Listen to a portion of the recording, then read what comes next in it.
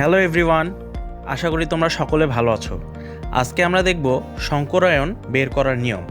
তো ছোট্ট একটি ট্রিক জানার মাধ্যমে আমরা অতি সহজেই সংকরায়ন বের করতে পারবো। তো ট্রিকটি কি, যে half V plus M minus C plus A. এখানে ভি হচ্ছে যোজ্যতা সেলে ইলেকট্রন সংখ্যা, এম হচ্ছে একযোজী পরমাণুর সংখ্যা, সি হচ্ছে ক্যাটায়নের চার্জ, এ হচ্ছে অ্যানায়নের চার্জ। তো কিছু উদাহরণ দেখার মাধ্যমে জিনিসটা আমাদের কাছে আরও বেশি ক্লিয়ার হয়ে যাবে। তো চলো দেখি। তো একযোজী পরমাণুর ক্ষেত্রে যেমন পানীয়ের সংকরায়ন যদি বের করতে বলে সেক্ষেত্রে কি হবে, যে হাফ, আচ্ছা তারপর হচ্ছে যোজ্যতা সেলে ইলেকট্রন সংখ্যা।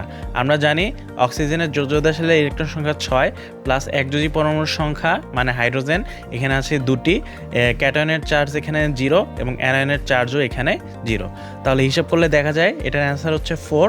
আচ্ছা আমি এখানে দিয়েছি, দেখো এক্স এর মান যদি হয় 4 তাহলে কোন হাইব্রিডাইজেশন হবে, sp3। আচ্ছা আর একটি উদাহরণ দেখি, মিথেন। মিথেনের ক্ষেত্রে কি দেখতে পাই আমরা, যোজ্যতা সেলে কার্বনের ইলেকট্রন সংখ্যা হচ্ছে 4 এবং এখানে একযোজী পরমাণুর সংখ্যা হচ্ছে 4।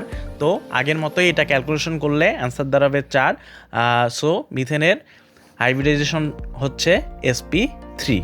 আচ্ছা দ্বিযোজী পরমাণুর ক্ষেত্রে আমরা কি দেখতে পাই, সালফার ট্রাইঅক্সাইডের ক্ষেত্রে যে হাফ যোজ্যতা সেলে ইলেকট্রন সংখ্যা মানে সালফারের ইলেকট্রন সংখ্যা 6।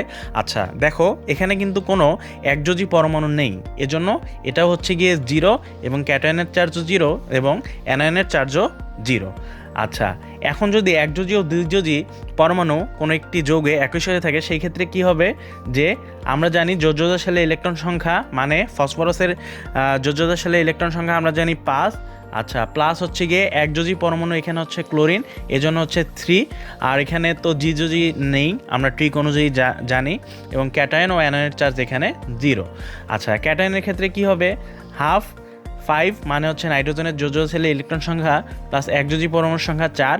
আচ্ছা এখানে দেখো ক্যাটায়নের চার্জ কিন্তু হচ্ছে গিয়ে 1, এজন্য -1, আর যেহেতু অ্যানায়নের চার্জ নেই প্লাস 0।